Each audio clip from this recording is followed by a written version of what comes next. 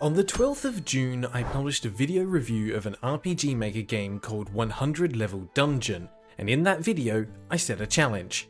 Be the first person to beat the game and you'll win a $100 Steam gift card. Less than 2 days later, the card was claimed. And this is how it went down. My name is Graeldon, I'm on an impossible journey to review every Steam game in alphabetical order, and we're watching someone else beat 100 Level Dungeon. Let's begin.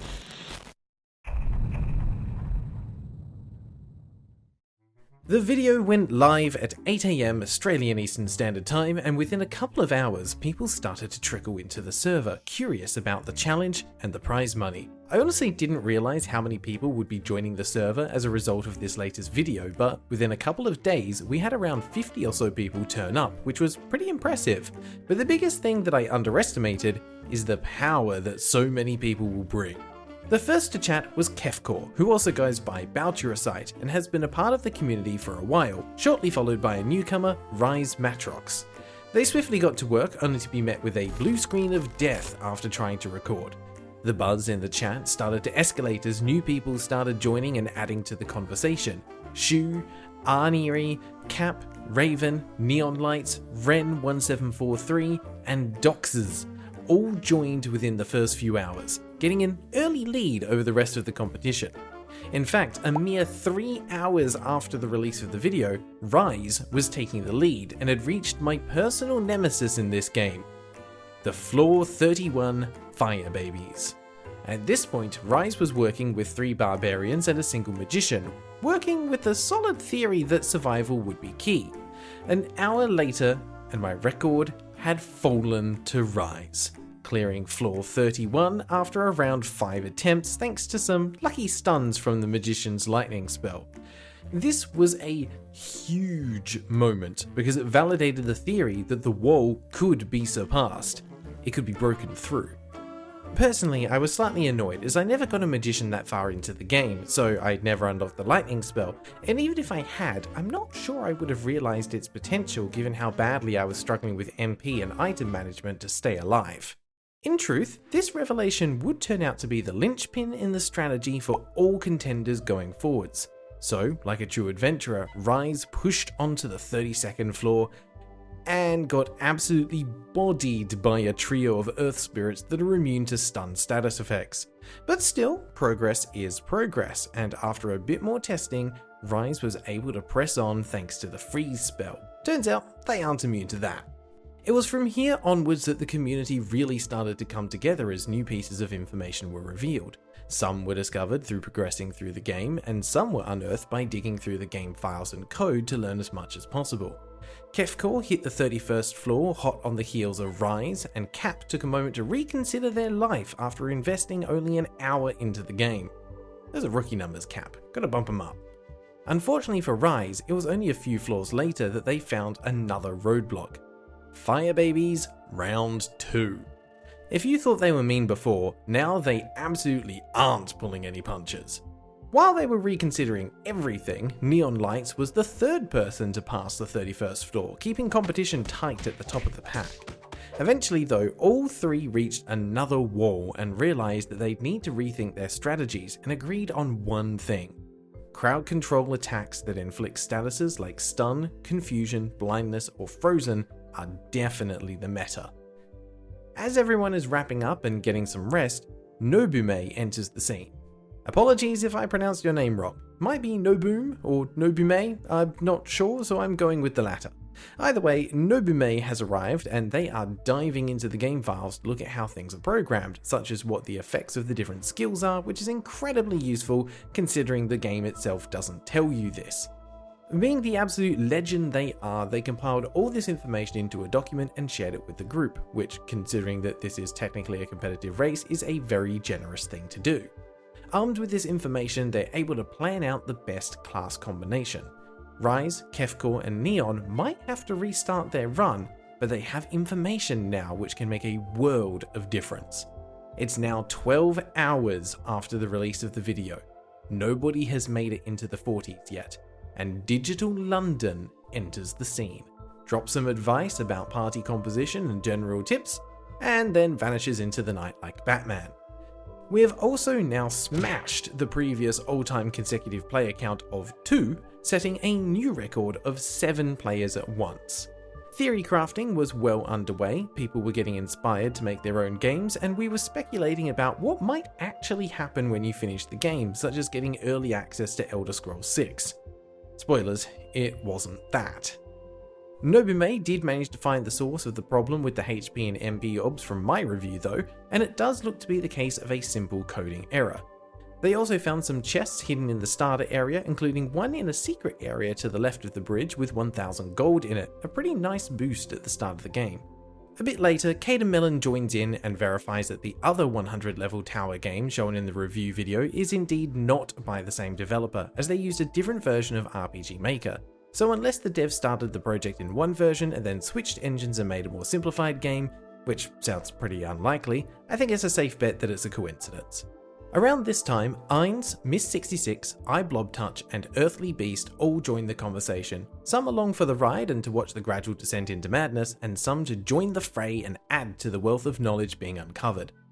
One by one, players were reaching the mid-30s and what was now dubbed the Wall, but so far nobody had managed to reach the 40s as a group of Earth spirits were causing even more issues due to being status resistant. However, as I wake up on a brand new day, Neon Lights manages to push through and beat level 36, setting another new record and leaving the previous frontrunner, Rise, behind. Nobody knows where Kefcore is at this time though, they vanished. Honestly, I don't blame them for piecing out. The final discovery in the first day is that even more items are coded incorrectly, with some of the monster loot appearing in the inventory as a usable item, despite being most definitely not usable. And that wraps up the first 24 hours. With the sun rising on the second day, Neon Lights comfortably in the lead and still making progress, I was feeling confident that it was going to take at least another day or two for anyone to reach the finish line. The first big update happened only 30 minutes into day 2, with Neon Lights reaching the 50th floor. Not only is this the halfway point, but it's also another class change area. Well, not so much class change, but class upgrade, unlocking new abilities. We also know it's the halfway point because Hero tells us exactly that. Neon Lights needs to keep moving though, because despite only joining the server a couple of hours ago, iBlobTouch is hot on their heels, already passing floor 50 as well. Unfortunately for Neon Lights, they need to call it a night, so they'll need to hope that no one finishes the challenge while they're asleep.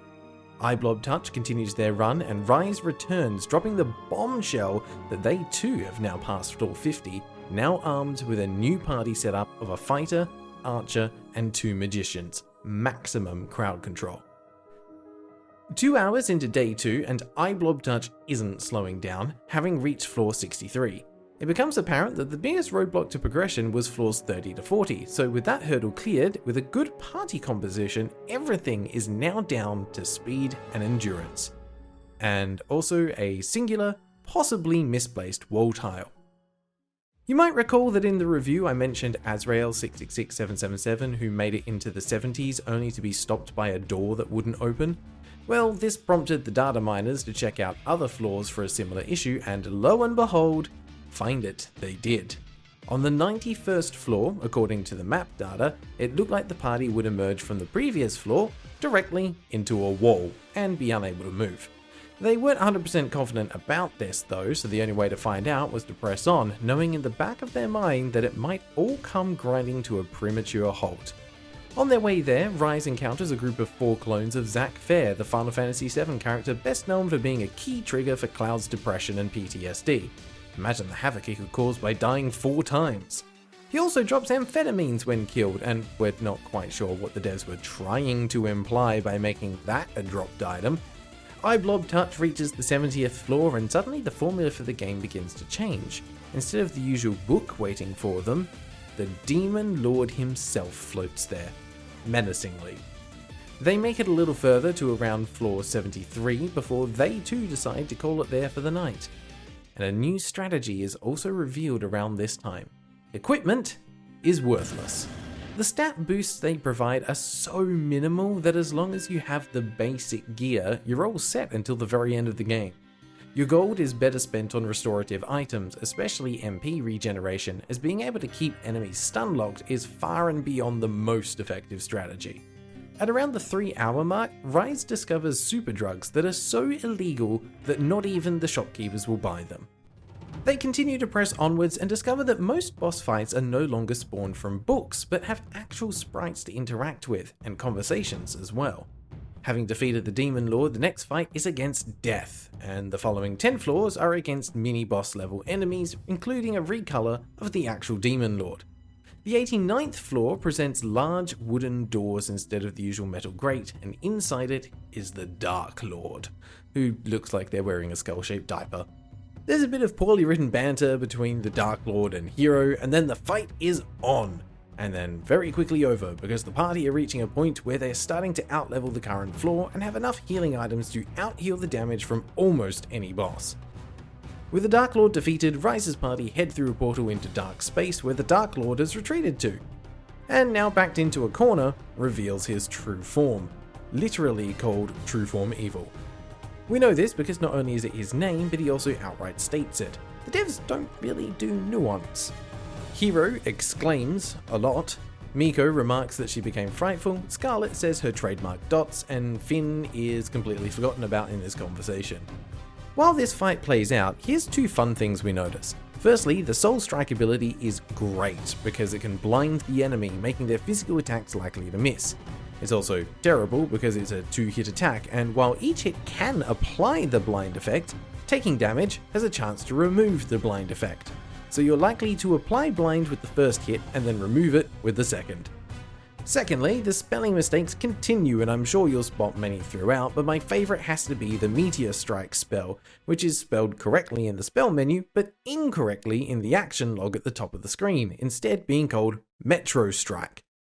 It is now canon that this spell causes a barrage of trains to slam the enemy, and any buses they want to catch will be delayed by at least 45 minutes. Upon defeat, the Dark Lord claims it isn't over yet, then laughs at the party in lowercase and calls you stupid. However, before they can monologue too much about who actually resides at the top of the tower, we are struck by a bolt of light and the Dark Lord is no more. Yes, that's right. The bolt of light hit us, not the Dark Lord, and he had the good grace to just die anyway to save his master from further embarrassment. What a legend. The party leave the void via another portal and enter a temple-looking area, and for the first time, Scarlet actually says something, telling us that the top of the tower is the resting place of the gods. And this is where we realize that the dev might actually be a genius, because they proceed to break the 4th wall, with Hero commenting that they thought Scarlet could only speak ... And I love the fact that the dev was in on this all along. I was going to make a joke in the last video that we had somehow ended up with Squall from Final Fantasy VIII in the party, and it looks like that actually would have been mostly accurate. After some mocking from Hero, Scarlet goes back to her customary silence, and Miko proves why she isn't the brains of the party, because for her, just thinking is scary. She's honestly worried that she might have to go to hell. Miko. Honestly. Miko. Where do you think you were for the last 90 floors? Were you even paying attention? Before we leave this area, I would just like to let it be known that the giant fountain in the center of the room does absolutely nothing. You're welcome. So, to zoom out for a moment and set the scene, we are currently about 3 hours into day 2 of the challenge, and Rise is currently live streaming his attempt in the Discord server with a decent group of viewers tuning in and cheering him on. He's just reached the 90th floor and seems hell-bent on powering through whatever this world's literal god is going to throw at him. It's also worth mentioning that his party are still equipped for the most part with weapons, armor, and trinkets from around the 20th floor. That's how little of a difference equipment makes in this game. On this floor, we enter a rest area through large double doors. This is the floor that caused worry earlier, as it looked like the party might get trapped inside of a wall. Luckily, this wasn't the case, otherwise their progress would have literally hit a brick wall. For the final 10 floors, the game switches things up by having you fight an enemy, then entering a rest area to sell loot and restock items, and then repeating. But this time, the Book of Evil has been replaced with an angel statue, so it's different. These fights are somewhat more dangerous, with the average attack dealing around 50% of the party's HP, but with items that can heal just as much, Rise is able to push through, even though the battles are starting to take longer and longer. Another Naga appears, this one apparently having stolen Captain America's vibranium shield, making this game canon in the Marvel Universe. And given that we had Zack and Lightning earlier, this also means that at least 2 of the Final Fantasy worlds are also canon in the Marvel Universe by proxy. Next up is an angel, and while I was disappointed that they weren't a literal biblical angel, they certainly proved to be problematic thanks to an extremely powerful healing spell and an equally powerful multi-target attack. That wasn't enough to slow down Rise though, as he was creeping ever closer to the final goal. A few gods and dragons later, and it's time for the final boss. On the 99th floor, the party comes face to face with God. I know, it's been said before, but is it really a JRPG if you don't fight at least one god? Upon learning that the party means to defeat him, he tries to intimidate the group by growing another face. It doesn't work, and combat begins. So how does God fight? Not very well, apparently. I guess resting at the top of the tower means that you only get to fight once every few thousand years at best, so their skills are probably pretty rusty. But even so, for an all-powerful god, their attacks are pretty underwhelming. He'll poke at you with his finger, blow some wind at you, put on a laser show, or make a volcano. Yes, volcano, because even God doesn't know how to spell. Not only that, but each move has God in the name, but the action log also includes the name of the person using the ability, so we get to read lovely lines like God God Finger. Eventually though, the party is victorious. One of the dropped items caught my eye, a message from God. A literal message from God. In this game, in this tower, dropped only from this isolated enemy. And no, you can't read it. Of course, God isn't actually dead, so he bravely teleports away to wait for you at the top of the tower. A set of stairs magically appears behind you, and now that I think about it, we haven't actually seen stairs for a long time. Like, all of the previous floors were just walking north in a straight line through doorways and corridors. After going up the stairs and through a doorway, there are, of course, more stairs. And at the very top is one last healing statue before the final fight. This is it. This is the moment where Rise will find out if his party has what it takes to overcome the final challenge, or if he needs to go all the way back to square one to try again. And the big reveal is that God is actually an evil god, a devil of some kind. Sure, whatever. Let's kill it. Evil God, like God before it, also has a bunch of moves with Evil God in the name. All of them, except for Black Hole, have a space in between them, so we can assume that Evil God Black Hole is the most evil of all the attacks. In a fitting conclusion, Evil God is killed by an attack called Last Shot, which is a lovely, poetic ending to a stupidly long fight. In the final cutscene, Evil God and Hero banter for a bit before the Evil God just explodes in order to end the conversation. Hero remarks that the world has returned to peace once, indicating that the world might need to return to peace twice. Is this confirmation that 200 level dungeon is already in progress? Will we see a sequel to this masterpiece? Well, hopefully not anytime soon. For now, the party, exhausted as they are, need to figure out how to get down the tower, because apparently they only ever train for going up stairs, not down. All of the characters take a line from Scarlet, literally. She even calls them out for copying her. And so the party remember how stairs work and exit the tower now at night, showing how much time you've wasted playing this game. And so the credits roll for several minutes. I love the confirmation that this was the first game he ever created, and that they have used a traditional credits format, but each entry is either attributed to either himself or the RPG Maker software, which really isn't necessary. And so the epic journey comes to an end. And what did Rise, our newly crowned champion, have to say about this? I'm spamming the keys. Well, okay, but to be fair, he also never like did exit game. It was just exit the title, and then you had to like minimize it and close it. So I'm not surprised. Yeah, that sounds about right.